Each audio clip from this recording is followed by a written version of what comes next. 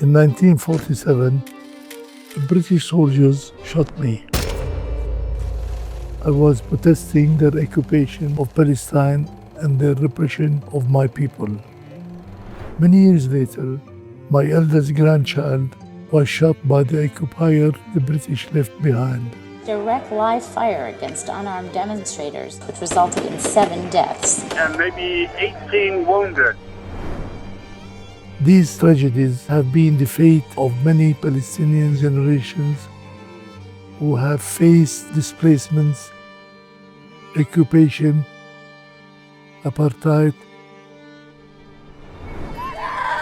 and now genocide.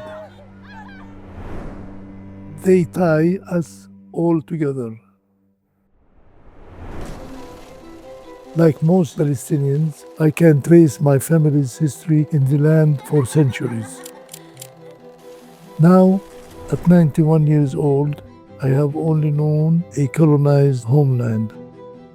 I have never been free in Palestine, and neither have any of my children or the grandchildren.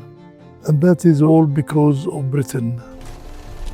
They promised our homeland to the Jewish people, even though Palestine was 98% Arab at the time.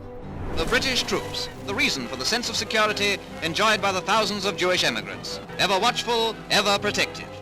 The British took my uncles home, they beat my brothers in the street, and they struck my mother with a rifle, leaving her bloodied on the ground. To this day, my bullet wound is a reminder of that time when so many Palestinians suffered at the hand of the British. And whoever defied their rule was met with torture, massacres, extrajudicial execution, and the destruction of their villages. But it did not end there.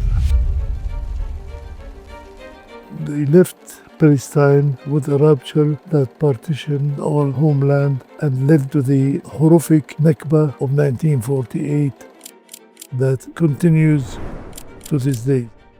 What we lived back then and what we live now was all made by Britain. After decades of service towards our liberation, I have come to the conclusion that the British must be held accountable for their crimes and violations of international law.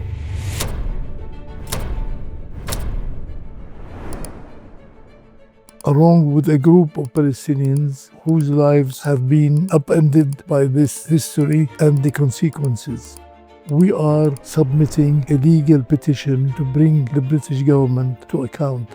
It presents factual evidences based on the work of the top experts that cannot be contested or ignored.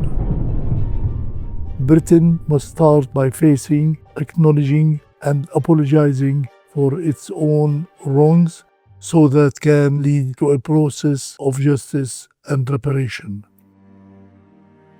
This is a moral and legal and political imperative which is all the more critical as genocide is being carried out by Israel against the Palestinian people.